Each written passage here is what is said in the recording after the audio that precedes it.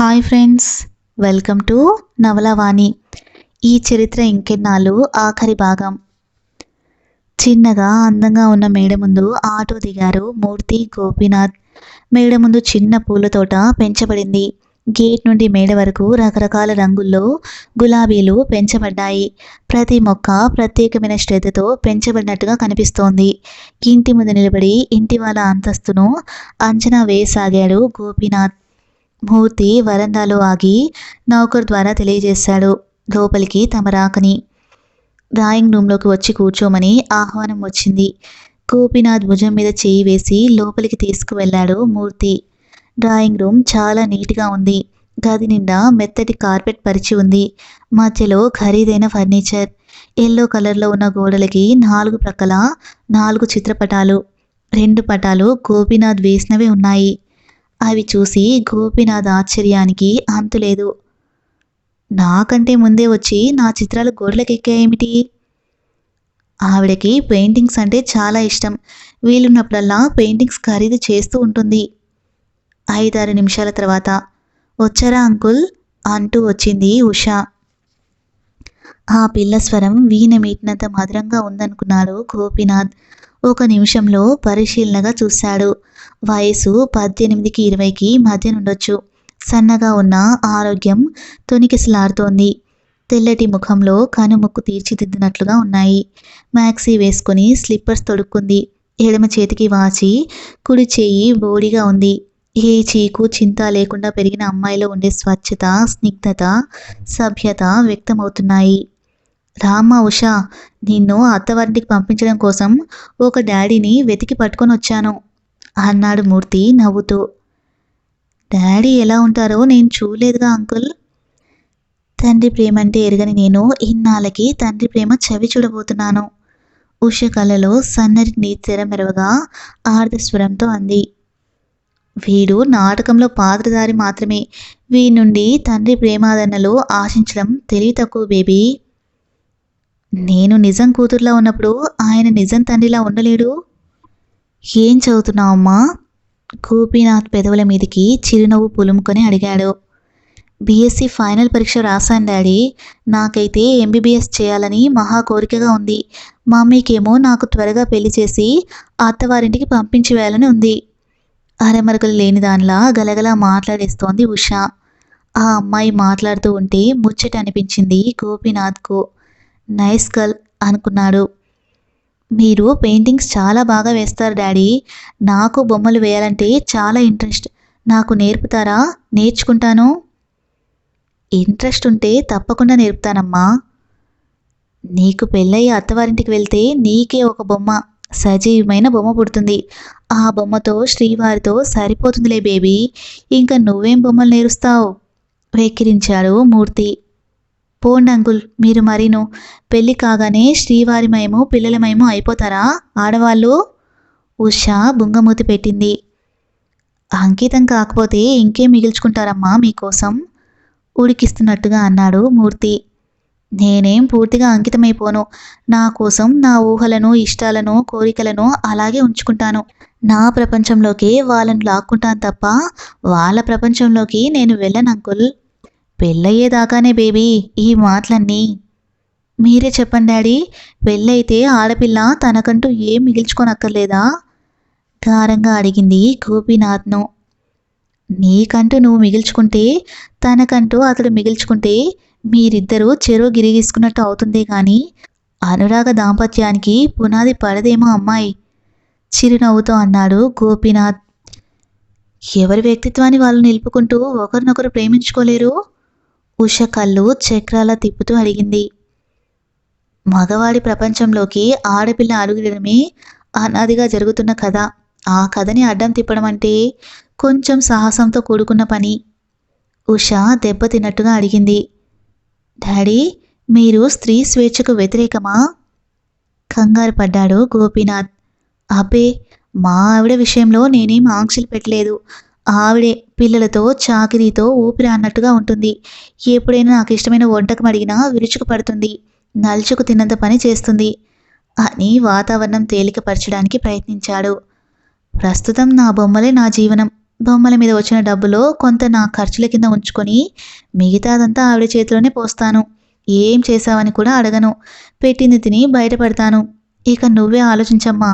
నేను స్త్రీ స్వేచ్ఛను గౌరవిస్తానో లేదో. సంపాదన పెళ్ళానికి ఇవ్వడం వల్ల స్త్రీ స్వేచ్ఛను గౌరవించినట్టంటే నేను ఒప్పుకోను డాడీ. దినవెచ్చాలు తేవడం, చాకలితో మంగలితో పాలవాడితో ఎందరితోనో పొద్దున లేస్తే వేగడం, ఆ బాధరబందంతా తప్పించుకోవడం కోసం డబ్బు తెచ్చి ఆవిడ చేతిలో పోస్తారు. ఆ బాధ ఏదో నువ్వే పడమని. ఆ డబ్బులోంచి మీకు తెలియకుండా మీ అనుమతి లేకుండా తనకిష్టమని ఏ గద్వాల్ శారీనో కొనుక్కుందనుకోండి, అప్పుడు తెలుస్తుంది మీరు స్త్రీ స్వేచ్ఛను ఏ పాటి గౌరవిస్తారో. చూస్తే అమాయకంగా ఉన్నావు కానీ చాలా యుక్తిగా గడుసుగా మాట్లాడగలవమ్మా. గోపీనాథ్ మెచ్చుకోకుండా ఉండలేకపోయాడు. డిబేట్స్లో స్త్రీల సమస్యలు ఏవైనా మాట్లాడి వాదించి బోల్డ్ అని ప్రైజులు తెచ్చుకున్నాను డాడీ, సగర్వంగా చెప్పింది ఉషా. నౌకరు ట్రేలో స్వీటు హాటు తీసుకురాగా స్టూల్ జరిపి స్వయంగా అతిథి మర్యాద సలిపింది ఉషా. ఆ తర్వాత మా ఇల్లు చూద్దురని డాడీ అంటూ అతనికి కింది గదులు చూపించి పైకి తీసుకువెళ్ళింది. ఇది మమ్మీ గది, ఇది నా గది, ఇది మా ఇద్దరికి కలిపి డ్రాయింగ్ రూమ్, ఇది గెస్ట్ రూమ్. ఈ గది కిటికీ దగ్గర నిలబడి చూస్తే ఉదయాస్తమయాలు చాలా బాగా కనపడతాయి. మీలాంటి ఆర్టిస్టులకు ఈ గది ఎంతో బాగుంటుంది. డాడీ, మీరు ఇక్కడికే వచ్చేయకూడదు. ఈ గదిలో మీరు మంచి మంచి బొమ్మలు వేసుకోవచ్చు. నిజంగా తనకి ఎలాంటి ఇల్లు కావాలని, ఎలాంటి వాతావరణం కావాలని కలలు కనేవాడో అదంతా ఇక్కడ సాక్షాత్కరించినట్లుగా ఉంది. కానీ ఈ ఇల్లు తనదిలా అవుతుంది. నాటకంలో పాత్ర ధరించడానికి వచ్చిన మనిషికి సెలవు తీసుకొని మూర్తితో వచ్చేస్తూ, తల్లి తండ్రి ఉండి కూడా మా పిల్లల్ని ఇంత విలక్షణంగా పెంచలేకపోతున్నాం. ఆవిడ మగతోడు లేకుండా ఆ పిల్లని అంత విలక్షణంగా పెంచిందంటే మెచ్చుకోవాల్సిందే. ఉషని చూస్తే ముచ్చటేస్తుంది. చాలా చక్కగా ఎదుటి మనిషిని ఇట్టి ఆకట్టుకునేట్టుగా మాట్లాడుతుంది. అసలు ఆ ఇంటి వాతావరణంలోని ఏదో హాయి ఉంది, ప్రశాంతి ఉంది. నాలోని ఆర్టిస్ట్ ప్రతి క్షణం కోరుకునేది అది అన్నాడు. నువ్వు కొంచెం చొరవ సహృదయత చూపితే ఆ ఇంటికి నిన్ను పట్టాభిషిక్తుని చేయగలను గోపి. మరి అంత దురాశ లేదులే, 1,00,000 రూపాయలు చాలు. ఉషకు అదే వారంలో పెళ్లి చూపులు ఏర్పాటయ్యాయి. పెళ్లి వాళ్ళు రావడానికి ఓ గంట ముందుగానే గోపీనాథ్ని తీసుకువచ్చాడు మూర్తి. మూర్తే పెళ్లి పెద్దగా వ్యవహరిస్తున్నాడు. అటు ఇటు హడావిడిగా తిరుగుతున్నాడు. అతడి భార్య సుబ్బలక్ష్మి కూడా వచ్చింది. గోపీనాథ్కి ఏమిటో గాబరాగా ఉంది. వాళ్ళొచ్చాక నేనేం మాట్లాడాలి మూర్తి? ఉషకి తండ్రి ఉంటే ఏం మాట్లాడతాడో అదే మాట్లాడు. తండ్రి కాదుగా. తండ్రివే అనుకో. ఎలా అనుకోను? మరి 1,00,000 రూపాయలు ఊరికే వస్తాయనుకున్నావా? నా మాటలు వాళ్ళకి ఏమైనా అనుమానం కలిగిస్తే సరిదిద్దడానికి, నీకు మాటలు అందివ్వడానికి నేనుంటాగా. పెళ్లి చూపులకు నరేష్ వాళ్ళు కారులోనే వచ్చారు. ఆడవాళ్ళ ఒంటి మీద బంగారం, మగవాళ్ళ వేళ్లకు దగదగలాడే ఉంగరాలు, మడత నలగని ఖరీదైన బట్టలు, పెరిగిన బొజ్జలు. వాళ్ళు బాగా ఆస్తిపరులని ఇట్టే తెలిసిపోతుంది. పెళ్లి కొడుకు నరేష్కి మటుకు ఇంకా బొజ్జ రాలేదు. అతడి గురించి, అతడి తల్లిదండ్రుల గురించి వివరాలన్నీ ముందుగానే తెలియజేశాడు గోపీనాథ్కు మూర్తి. పెళ్లి చూపుల ఘట్టం ప్రారంభమైంది. సుబ్బలక్ష్మి ఉష చెయ్యి పట్టుకుని తీసుకువచ్చి అక్కడున్న తివాసి మీద కూర్చోబెట్టింది. ఉష ఈరోజు పట్టుచీర కట్టుకొని చేతులు నిండుగా గాజులు వేసుకొని తల నిండా పువ్వులు పెట్టుకుంది. ఆ రోజు మ్యాక్సీలో ఎంత బాగుందో ఇవాళ చీరలోనూ అంత బాగుందనిపించింది గోపీనాథ్కు. ఆ పిల్లకు ఏ ముస్తాబైనా సహజంగా అమరుతుందనిపించింది. పిల్లవాడు ఓరవోరగా చూసుకోవడం, పెద్దవాళ్ళు ఆ సంగతి ఈ సంగతి ప్రశ్నించడం అన్నీ అయ్యాయి. ఫలహారాలు ఇవ్వడం, మర్యాదలు పూర్తయ్యాయి. పెళ్లివాళ్ళు ఏదడిగినా మూర్తి సమాధానాలు చెబుతున్నాడు గోపీనాథ్ తరపున. చివరికి పెళ్ళికొడుకు మేనమామ అసలు వ్యవహారంలోకి దిగాడు. ఎంతలో ఉన్నారు అంటూ. మూర్తి, నువ్వే మాట్లాడరా ఆ విషయాలన్నీ. అది పూర్తిగా నీకు సంబంధించిన విషయం, నేనెలా మాట్లాడగలను? తంతాను చూడు, అసలు టైంలో నన్ను ముందుకు తోస్తారా? గోపీనాథ్ చురచురా చూశాడు. అయితే నేను ఒకసారి సిస్టర్ దగ్గరికి వెళ్ళి వస్తాను. అని లోపలికి వెళ్ళి వచ్చి గుసగుసగా గోపీనాథ్ చెవిలో చెప్పాడు మూర్తి. 2 లక్షల వరకు కట్నం, ఫ్రిజ్, టీవీ లాంటివి లాంఛనాల కింద ఇస్తాము అన్నాడు హుందాగా గోపీనాథ్. వాళ్ళు సంతృప్తి పడ్డట్టుగా చూశారు గాని నరేష్కి గుండెలో రైళ్లు పరిగెడుతున్నాయి. కట్నం ప్రసక్తి వచ్చినప్పటి నుండి ఉష ముఖం జేవురించింది. కోపాన్ని దిగమింగుకున్నట్టుగా చూస్తుంది. ఉష ఆవేశంగా ఏదైనా అంటుందేమో, ఈ పెద్దవాళ్ళతో ఏం పేచి వస్తుందోనని భయపడి చూస్తున్నాడు నరేష్. ఉష సంగతి పూర్తిగా తెలుసు అతనికి. కట్నం ఇవ్వడం, పుచ్చుకోవడం ఒక అనాగరికమైన చర్యగా ఎన్నో చర్చా కార్యక్రమాలలో ఆమె దుయ్యబట్టింది. పెద్దవాళ్ళని పంపించేసి ఉష కోపం పోగొట్టడం కోసం ఆగిపోయాడు నరేష్. అతడు ఊహించినట్టుగానే ఉష భగ్గుమంది. ఇవి పెళ్లి చూపులా, సంత బెరాలా? శాంతం, శాంతం. ఏమిటి శాంతం? ఈ వర విక్రయానికి తమరు సిద్ధమేనా? నేను కట్న వ్యతిరేకిని. పెళ్లి చూపుల్లోనే వాళ్ళు వేలంపాట పాడతారనుకోలేదు. పెద్ద తరహాగా వాళ్ళు మాట్లాడుతూ ఉంటే అడ్డుపడి వాళ్ళని చిన్నబుచ్చాలనిపించలేదు. నేనింటికి వెళ్ళి ఈ విషయం మీద ఎంతైనా పోరాడతాను. మన పెళ్లిలో ఈ కట్న కానుకలను రద్దు చేయిస్తాను మూర్తి కల్పించుకుంటూ అన్నాడు. పార్వతికి ఇంకెవరున్నారని? ఉషే కదా. పార్వతికున్నదంతా ఉషకే కదా. ఎప్పటికైనా ఆమెకు చెందే దాంట్లోంచి కొంత తీసి హుందాగా కట్న రూపంలో ఇస్తుంది. మీ వాళ్ళకి చెప్పుకునేందుకు గౌరవంగా ఉంటుంది. మమ్మీకి ఉంటే మటుకు ఇవ్వాలని రూలుందా? ఏ అనాథాశ్రయానికో రాసుకుంటుందేమో. రిక్త హస్తాలతో వెళ్ళే ఏ కోడల్ని అత్తగారు గౌరవించలేరు ఉషా. కట్నమో కానుకో ఏదో ఒకటి పట్టుకెళ్ళకపోతే ఏం బాగుంటుంది చెప్పు. మన ఇంటికి వచ్చే అతిథే తెస్తాడే, ఊరికే రాకూడదని పండో పొలమో. అతిథి పండో పొలమో పట్టుకెళ్ళడం లాంటిదా ఆడపిల్ల అత్తవారింటికి కట్న కానుకలతో వెళ్ళడం? రక్త మాంసాలను పీకుతూనే ఒక దురాచారాన్ని పండు పొలాలతో పోలుస్తావేమిటి అంకుల్? వాళ్ళింట్లో దీపం పెట్టడానికి వెళ్తున్నానే, వాళ్ళ వంశం వృద్ధి చేయడానికి వెళ్తున్నానే, జీవితమే వాళ్ళకి అంకితం చేయడానికి వెళ్తున్నానే. న్యాయంగా అయితే నాకివ్వాలి ఆ కట్న కానుకలు. కొన్ని దశాబ్దాల క్రితం అది ఉండేదిగా, కన్యాశుల్కమని. అది ఎంత చెడ్డదో చెప్పడానికి కన్యాశుల్కం రాశారు గురుజాడ అప్పారావు గారు. ఈనాడు వర విక్రయానికి ఎదురు పోరాడినట్టుగానే ఆనాడు కన్యాశుల్కం పోగొట్టడానికి ఎందరో సంస్కర్తలు పోరాడారు. కన్యాశుల్కం అంతరించి వరకట్నంగా వికృత రూపం దాల్చింది. దీనికి వ్యతిరేకంగా సాగించే పోరాటం మరి ఎక్కడ తేలుతుందో తెలియదు అన్నాడు మూర్తి. ఈ విషయంలో నీ అభిప్రాయం ఏమిటి గోపి? లేని వాళ్ళైతే బాధపడాలి కానీ ఉన్నవాళ్ళు ఇచ్చుకోవడంలో తప్పేముంది? ఉన్న వాళ్ళకు ఒక ఆచారం, లేని వాళ్ళకు ఒక ఆచారమా? అదిలా? ఉష ఆశ్చర్యం వెలిబుచ్చింది. ఉన్నవాడు ఉండి ఇస్తే వీని చూసి లేనివాడు తల తాకట్టు పెట్టి ఇవ్వడానికి ప్రయత్నిస్తాడు. ఉన్నవాడు ఏం చేసినా చెల్లుతుంది కాబట్టి సంస్కరణ, విప్లవం అనేవి ఉన్నవాడి నుండే ప్రారంభం కావాలి. అదే మిగతా ప్రపంచానికి ఆదర్శమవుతుంది. నా పెళ్ళికి ఆంటీ దండిగా కట్న కానుకలు ఇవ్వగలిగినా సరే నేను పుచ్చుకోను ప్రతిజ్ఞ చేస్తున్నట్లుగా అన్నాడు నరేష్. రిజిస్టర్ మ్యారేజ్ ఆయుధంతో తల్లిదండ్రులు నోరు కట్టేశాడు నరేష్. కొడుకు తమని కాదని వెళ్ళిపోయి రిజిస్టర్ మ్యారేజ్ చేసుకుంటే ఎంత అవమానమో వాళ్లకు తెలుసు.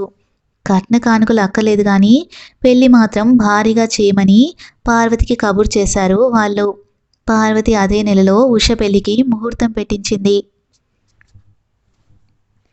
అసలు బాధ పెళ్లిలో ప్రారంభమైంది గోపీనాథ్కి.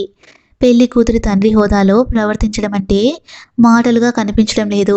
కేవలం ఉత్సవ విగ్రహంలా ఉంటే సరిపోతుందనుకుంటే మూర్తి అన్ని పనులు అతనికే పురమాయిస్తున్నాడు. నువ్వలా అంటి ముట్టినట్టుగా ఉంటే నౌకర్లకి, బంధువులకి అనుమానం వస్తుంది. వాళ్ళకేం తెలిసినా ఇక దాగదు, ఆ వార్త ఆగదు. ఊరు వాడ అంటించేస్తారు. పెళ్లి వాళ్ళకు తెలిసిపోతుంది. పెళ్లి ఆగిపోతుంది. నీకొచ్చిన 25,000 కూడా ముక్కు పిండి వసూలు చేస్తుంది ఆ రాణిగారు. కాబట్టి కాస్త ఒళ్ళు దగ్గర పెట్టుకుని మసులుకో. ఉష తండ్రి ఈ సమయంలో ఉంటే ఎలా ప్రవర్తించేవాడో అలా ప్రవర్తించు. నౌకర్లకి హుందాగా పనులు పురమాయించు. హడావిడిగా తిరుగు అని గదమాయించి చెప్పాడు. మూర్తి చెప్పడమే కాకుండా అతడి చేతుల మీదుగా ఖర్చు పెట్టడానికి రాణిగారు ఇమ్మన్నారని 50,000 క్యాషున్న బ్యాగు అతని చేతికిచ్చాడు. నీకిష్టమైనట్టు ఖర్చు పెట్టమంది. లెక్క వ్రాయాల్సిన అవసరం కూడా లేదంది. ఎవరికి అనుమానం మటుకు రానివద్దంది. ప్రతిదానికి తనని అడగక్కర్లేదని పెళ్లి కూతురు తండ్రిగా నీకు సర్వస్వతంత్రాలు ఉంటాయని అంది. లక్షాధికారులతో వేయమందబోతున్న వాడివని మర్చిపోవద్దు. ఇదిగో ఈ వాచి, ఈ ఉంగరాలు, ఈ బట్టలు నీ కోసం తీసుకుందావిడ. ఈ చైన్ నీ మెడలో వేసుకో. ఈ బట్టలు ధరించి సెంటు రాసుకో. దర్జాగా తిరుగు పెళ్లి పందిట్లో. ఏక్ తినక రాజావి. మళ్ళీ ఈ వైభవం రేపుండదు. రేపటి నుండి మళ్ళీ భిక్షాధికారివే కదా. మెడలో బంగారు చైన్ వేసుకుని 2 వేళ్లకు 2 ఉంగరాలు పెట్టుకున్నాడు గోపీనాథ్. అంచు పంచె కట్టుకొని సిల్క్ లాల్చీ వేసుకున్నాడు. నిలువుట అద్దం ముందు నిలబడి నిలువునా చూసుకున్నాడు తనని. ఒక్కసారిగా తన రూపమే మారిపోయినట్టుగా అనిపించింది. ఆర్టిస్టు గోపీనాథ్ లక్షాధికారి గోపీనాథ్ అయిపోయాడు. ఈ ఐశ్వర్యం, ఈ హోదా శాశ్వతమైతే ఎంత బావుండును. ఒక్కరోజు భ్రమ, ఒక్కరోజు నాటకానికి ఖరీదైన కూలీ ముడుతుంది. గోపీనాథ్కి ఏమిటో హుషారుగానే ఉంది ఈ నాటకం. ఇంతటి ఐశ్వర్యానికి అధిపతిని చేసిన ఉష తల్లిని చూడాలని అంతకంతకు కుతూహలం పెరిగిపోయింది. 1-2 సార్లు పని కల్పించుకొని లోపలికి వెళ్ళాడు. ఎవరెవరో ఆడవాళ్ళు హడావిడిగా తిరుగుతూ పనులు చేస్తున్నారు.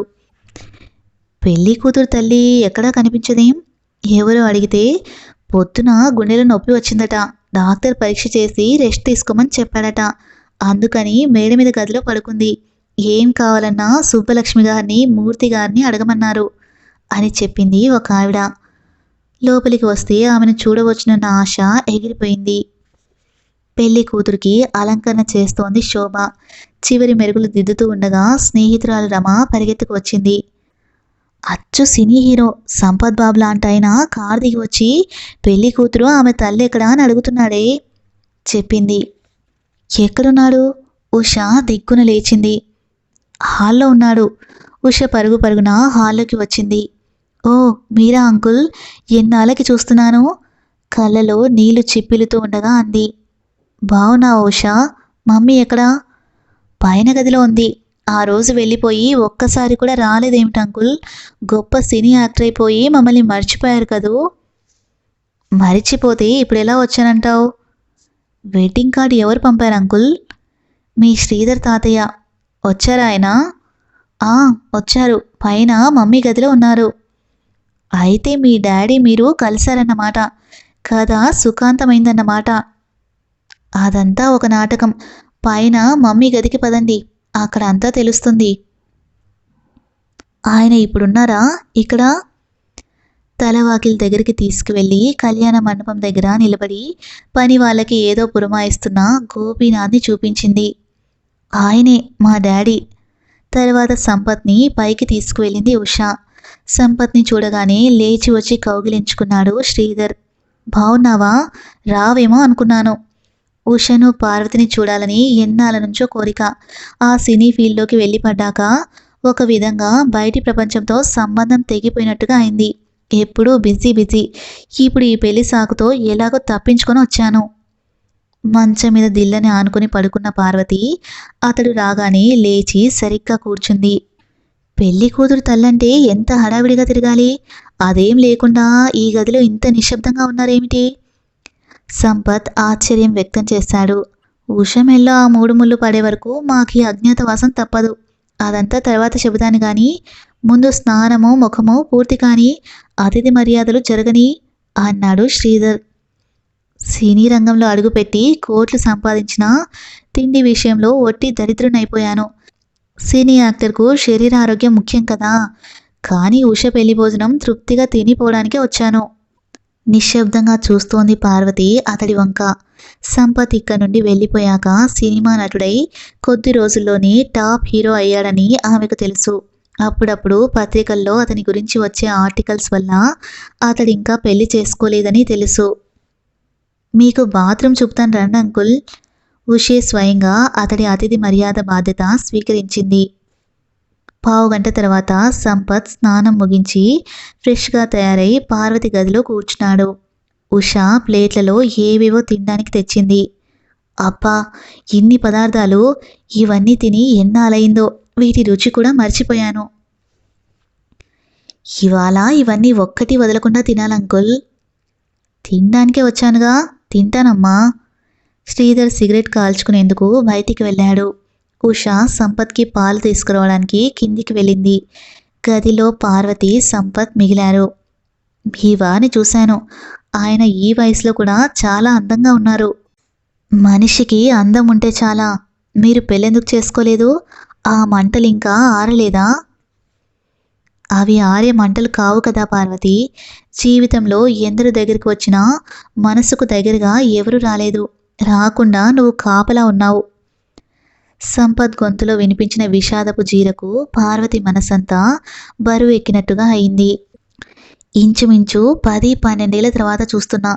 నువ్వు అట్టే మారినట్టుగా అనిపించడం లేదు పార్వతి. నీ ముఖంలో అదే కళ, అదే ఆకర్షణ. అల్లుడొస్తున్నాడు. మళ్ళీ ఇలాంటి రోజుల్లో ఉష నన్ను అమ్మమ్మ చేసినా ఆశ్చర్యపడక్కర్లేదు. ఇంకా ఈ తనువుకు ఆ ఆకర్షణ అందచందాలేమిటి? పేలవంగా నవ్వింది. రావాలని నిన్ను చూడాలని ఎంతగానో కోరిక. కానీ ఎప్పటికప్పుడు నన్ను కట్టి వేసుకున్నాను. ఉష పెళ్లి సాకుతో ఆ కట్లు తెంచుకొని వచ్చాను. మీరు రావడం నాకు చాలా సంతోషంగా ఉంది. మూర్తి అన్నగారు ఒక్కరే హైరాణ పడిపోతున్నారు పెళ్లి పనులతో. మీరు కొంచెం సాయం వెళ్ళండి ఆయనకు. ముఖ్యంగా వియ్యంకుల మర్యాదలు చూడండి. వాళ్ళు కట్న కానుకలు తీసుకోవడం లేదు కాబట్టి పెళ్ళి ఘనంగా చేయాలన్నారు. మర్యాదల విషయంలో ఏ లోటు జరగకూడదన్నారు. అబ్బా! కోతిమూక వచ్చేసింది అంకుల్. ఆయన నిజం సంపత్ బాబేనా అని ఒకటే ఇదైపోతున్నారు నా ఫ్రెండ్స్. సంపత్ బాబు గారు మీకు ఇంత బాగా తెలుసునని ఒక్కసారైనా చెప్పలేదేమని నన్ను చంపుకు తింటున్నారు అంటూ పాల గ్లాస్తో వచ్చింది ఉష. 5-6 ఆడపిల్లలు గుమ్మం దగ్గర నిలబడి సంపత్ని చూస్తున్నారు కుతూహలంతో. నేను ఒక రోజంతా ఇక్కడే ఉంటాను. మీ మధ్యనే తిరుగుతాను. లోపలికి గాలి వెలుతురు రాకుండా గుమ్మంలో అలా దడి కట్టేయకండి అమ్మాయిలు, చిరునవ్వుతో అన్నాడు సంపత్. రాత్రి ముహూర్త సమయానికి వధువుతో పాటు కూర్చున్నాడు గోపీనాథ్ పీటల మీద. ఉషకి అవతలి పక్కన తల్లి కూర్చుంది. పందిరంతా ట్యూబ్లైట్స్ వెలుగులు విరజిమ్ముతున్నాయి కానీ సరిగ్గా కళ్యాణ మండపం దగ్గర ట్యూబ్ పనిచేయడం లేదు. ఎవరో దాన్ని రిపేర్ చేస్తున్నారు. కాస్త కాస్త వెలుతురులో ఓరకంట చూశాడు గోపీనాథ్. ఆవిడ భుజాల నిండా పవిట కప్పుకుంది. నొక్కుల జుట్టుని కొప్పుగా చుట్టింది. కళ్ళకి నల్లటి ఫ్రేమున్న నీలి కలద్దాలున్నాయి. మరీ స్థూలకాయమని చెప్పేందుకు లేదు గాని మనిషి నిండుగానే అనిపించింది. ముఖం బాగా చూడ్డానికి వీలు కాలేదు. పూర్తి పక్కకు తిరిగి చూడాలంటే సభ్యత అడ్డు వచ్చింది. అంతలో మగ పెళ్లి వాళ్ళు రావడంతో పెళ్లి తంతు ఆరంభమైంది. వరుడికి కాళ్ళు కడిగి కన్యాదానం చేయడం, మాంగళ్య ధారణ అన్నీ సవ్యంగా జరిగిపోయాయి. అప్పగింతల సమయం వచ్చేసింది. పాలధారతో ఉష చేతిని భర్త చేతిలో, అత్తామామల చేతిలో పెడుతూ ఉంటే అందరితో పాటు గోపీనాథ్కి మనసు బరువెక్కిపోయింది. పెళ్లి పిల్లను అత్తగారు తీసుకుని వెళ్ళిపోయారు. చుట్టాలు కూడా అందరూ ఇంచుమించుగా వెళ్ళిపోయారు. ఇల్లంతా పోసిపోయినట్టుగా అయింది. సిస్టర్ గదిలో ఏడుస్తుందిరా. 20 ఏళ్ళు ఏ ఆధారంతో బ్రతికిందో ఆ ఆధారం ఇప్పుడు అత్తవారింటికి వెళ్ళిపోయింది. తానిప్పుడు ఒంటరైపోయింది. ఏం చూసుకొని బతకాలని కుల్లి కుల్లి ఏడుస్తోంది. వెళ్ళి ఊరడించరా గోపి, ఆర్ధస్వరంతో చెప్పాడు మూర్తి. నేనా? నువ్వే. అగ్రిమెంట్ ప్రకారం నా డ్యూటీ అయిపోయింది, గోపీనాథ్ సీరియస్గా అన్నాడు. ఆమెవరో గుర్తుపట్టలేదా? నిన్నటి నుండి ఎక్కడో చూశానని తర్జన భర్జన పడ్డాను. చివరికి ఈరోజు తుపాకీ తూట గుండెలకు దూసుకు వచ్చినట్టుగా జ్ఞాపకం వచ్చింది. మూర్తి, ఇంత నాటకం ఎందుకు ఆడావు? కటువుగా అడిగాడు. ఒక ఆడపిల్ల పెళ్ళి లక్షణంగా జరిపించడం కోసం. ఉష తండ్రి ఉండి లేని దానిలా కాకుండా ఉండడం కోసం. చిన్నప్పుడు ఎలా పెరిగిందో ఎలా ఉందో గాని ఈ మధ్య ఉష తల్లిని ఒకటే పీడించుకు చంపేసిందిరా. డాడీని నేను చూడాలి, నాకు డాడీ ప్రేమ కావాలి అని. ఇన్నాళ్ళు ఎలాగో నెట్టుకు వచ్చినా డాడీ లేకుండా నేను పెళ్లి చేసుకోనని పేచీ పెట్టింది. మామూలుగా అయితే తప్ప నువ్వు ఒప్పుకోవని ఈ ప్లాన్ వేయాల్సి వచ్చింది. ఇప్పుడు చెప్పు, నీ డ్యూటీ అయిపోయినట్టేనా? అయిపోయిందని చెప్పు. మిగతా 75,000 తెచ్చి నీ ముఖాన కొడతాను. వెళ్ళిపోదు గాని. వెంటనే జవాబు రాలేదు గోపీనాథ్ నుండి. పార్వతి తనను కొనేసేటంత స్థితికి ఎలా ఎదిగింది? ముఖంలో అతడి ఆలోచన చదివినట్టుగా చెప్పాడు మూర్తి. పార్వతి ఇంత స్థితికి ఎలా చేరుకోగలిగిందని కాదు నీ ఆలోచన. నిన్ను పెళ్లి చేసుకునేసరికి ఆమె 10th పాస్ అయింది కదూ. నువ్వు వదిలేశాక ఆమెకు ఆ చదివే ఆధారమైంది. అదిగో అక్కడ దూరంగా నిలబడిన శ్రీధరం గారు నీకు తెలుసుననుకుంటాను. పార్వతి మేనమామ ఆయన పార్వతిని ఆదుకున్నాడు. పై చదువులు చెప్పించాడు. టీచర్ జాబ్ వచ్చేటట్టు చేశాడు. ఎంఏ పరీక్షకు చదివి పాస్ అయ్యేట్టుగా ప్రోత్సహించాడు. ఆయన ఈ మధ్య కాంట్రాక్టుల్లో బాగా సంపాదించి గొప్ప శ్రీమంతుడైపోయాడు. ఆయనే ఇక్కడ 2 సినిమా హాళ్ళని, ఈ మేడని పార్వతి పేరు మీద కొనేశాడు. ఇవాళ నిన్ను కూతురు పెళ్లికి కూలీకి పిలిపించుకునే స్థితిని ఆయన కల్పించిందే. పార్వతి ఇవాళ ఇంత ఉన్నత స్థితిలో ఉందంటే అది ఆయన పెట్టిన భిక్షే. పెళ్లిలో చాటున ఉండే మనవరాలి మీద అక్షింతలు వేశాడు శ్రీధర్. తర్వాత కూడా చాటుమాటుననే తిరిగాడు. ఇప్పుడు మూర్తి తన గురించి చెప్పడం విని ధైర్యంగా గోపీనాథ్ ఎదుటికి వచ్చాడు. గోపీనాథ్ ముఖంలోకి తీవ్రంగా చూడసాగాడు. ఆనాడు పార్వతి వద్దంది గాని, లేకపోతే నువ్వెక్కడున్నా పట్టుకు వచ్చి సున్నంలోకి ఎముక లేకుండా తన్నేవాణ్ణి అనుకుంటూ. తన జీవితంలో మళ్ళీ పార్వతి ఎదురవుతుందనుకోలేదు గోపీనాథ్. దాదాపు 20 ఏళ్ల నాటి గాథ కళ్ళ ముందు సినిమాలా గిరిగిరా తిరుగుతోంది. అన్నయ్య గారు, ఉష మీకు ఈ ఉత్తరం ఇమ్మంది అంటూ ఓ కవర్ తెచ్చి ఇచ్చింది సుబ్బలక్ష్మి. కవర్ తెరిచి అందులోంచి మడిచిన కాగితం పైకి లాగి విప్పి చదవసాగాడు గోపీనాథ్. డాడీ, నేను అత్తవారింటికి వెళ్ళిపోతున్నాను. నేను వెళ్ళడంతో మమ్మీ ఒంటరిదైపోతుంది. డాడీ, మీరు మమ్మీని వదిలేసిన కారణం చాలా సిల్లీగా, సంకుచితంగా కనిపిస్తోంది. ఆమె శీలాన్ని శంకించారట. నాకు జ్ఞానం వచ్చినప్పటి నుండి ఆమెను చూస్తున్నాను. ఆవిడలో చెడ్డ ఆలోచనలు ఎప్పుడూ నాకు కనిపించలేదు. కడుపుతో ఉన్న మనిషిని నిర్దాక్షిణ్యంగా వదిలేసి వెళ్ళడం పురుష లక్షణమే గాని పురుషుడికి అలంకారం మటుకు కాదు. శ్రీధరం తాతయ్యే ఆమెను ఆదుకోకపోతే ఆమె ఏమయ్యేది? మీరు పసుపు కొమ్ముతో భార్యను చేసుకున్న ఆమె వేశ్యగా, మీ రక్తం పంచుకు పుట్టిన బిడ్డ బిచ్చగత్తగా మారేవాళ్ళేమో. అప్పుడు మీ ఆత్మ సంతృప్తి పడేదా? మీ గౌరవ ప్రతిష్టలు ఇనుమడించేవా? భార్య కూతురు ఉండి కూడా మీరు మళ్ళీ పెళ్లి చేసుకున్నారు, పిల్లల్ని కన్నారు, మళ్ళీ సంసారం ఏర్పరచుకున్నారు.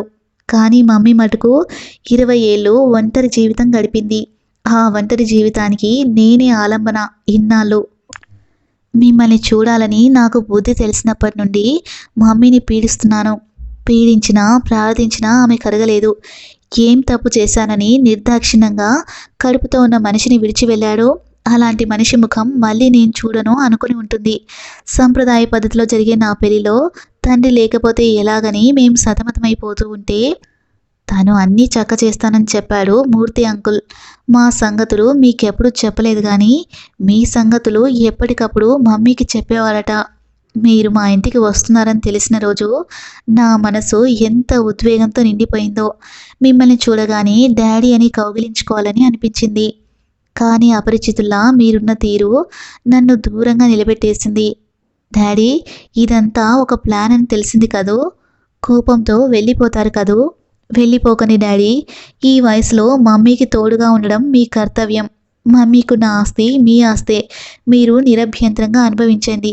మీ మరో సంతానాన్ని ఇక్కడికి తీసుకువచ్చినా మమ్మీకి అభ్యంతరం ఉండదు. విడిగా ఉంచినా సరే, ఏదైనా మీ ఇష్టం. కానీ మమ్మీని మాత్రం వదిలిపోకండి. అన్ని బాధ్యతలు మమ్మీకి వదిలేసి మీరు నిశ్చింతగా మేడ మీద గదిలో బొమ్మలు వేసుకుంటూ ఉండిపోండి. మమ్మీకి మీరు విధించిన ఈ 20 ఏళ్ల శిక్షను ఇంతటితో పరిసమాప్తి చేస్తారన్న ఆశతో మీ కూతురు ఉషారాణి. ఏం రాసింది? మూర్తి అడిగాడు. గోపీనాథ్ ఉత్తరాన్ని మూర్తి చేతిలో ఉంచాడు. ఏం నిర్ణయించుకున్నావు? ఉండిపోతే నేను కన్న కలలకి రూపం ఇవ్వగలను. నేను కోరుకున్న జీవితం అనుభవించగలను. కానీ ఉండిపోలేను అన్నాడు భారంగా గోపీనాథ్. పార్వతి మీద నీకింకా అనుమానమా? అనుమానం కాదు మరి. సుగుణ తన భర్తని మరొకరితో పంచుకోవడం భరించలేదు. ఆమెకు ఈ ఐశ్వర్యం వద్దు. తన భర్త పూర్తిగా తనకుంటే చాలనుకునే మనిషి. జీవితంలో నా వల్ల బాధపడి అన్యాయమయ్యే రెండవ స్త్రీ కాకూడదామె. పార్వతికి ఒంటరితనం అలవాటే కదా. కొత్తగా కలిగే బాధ ఏముంది? అయితే వెళ్ళిపోవడానికి నిశ్చయించుకున్నావా? అవును మూర్తి. అయితే నీకు ఇవ్వాల్సిన డబ్బు అడిగి తెస్తానుండు. వద్దు మూర్తి, నా కూతురు పెళ్లి చేసి నేను కూలీ పుచ్చుకోవడం ఏమిటి? అడ్వాన్స్గా తీసుకున్న 25,000 కూడా వాపస్ ఇచ్చేస్తాను. దానితో సంబంధం పూర్తిగా వదిలిపోతుంది కదూ? మూర్తి మంటగా అడిగాడు. అదెప్పుడో వదిలిందే. ఇప్పుడు మళ్ళీ తగిలించుకొని కొత్త సమస్యలు సృష్టించుకోవాలని లేదు. గోపీనాథ్ లేచాడు. గోపీనాథ్ వెళ్ళిపోయాడని తెలిసి పొంగుతున్న దుఃఖానికి నిగ్రహమనే అడ్డుకట్ట వేసి నిర్వేదంగా నవ్వింది పార్వతి. ఎన్నో పువ్వులు పూస్తాయన్నగారు అన్ని భగవంతుడి పాదాలను అలంకరించవు. వాటి పూర్వజన్మ సుకృతం కొద్దీ కొన్ని పువ్వులకే భగవంతుడి చరణాల వాలే అదృష్టం పడుతుంది. కొన్ని పువ్వులు స్త్రీలకు అలంకారం అవుతాయి.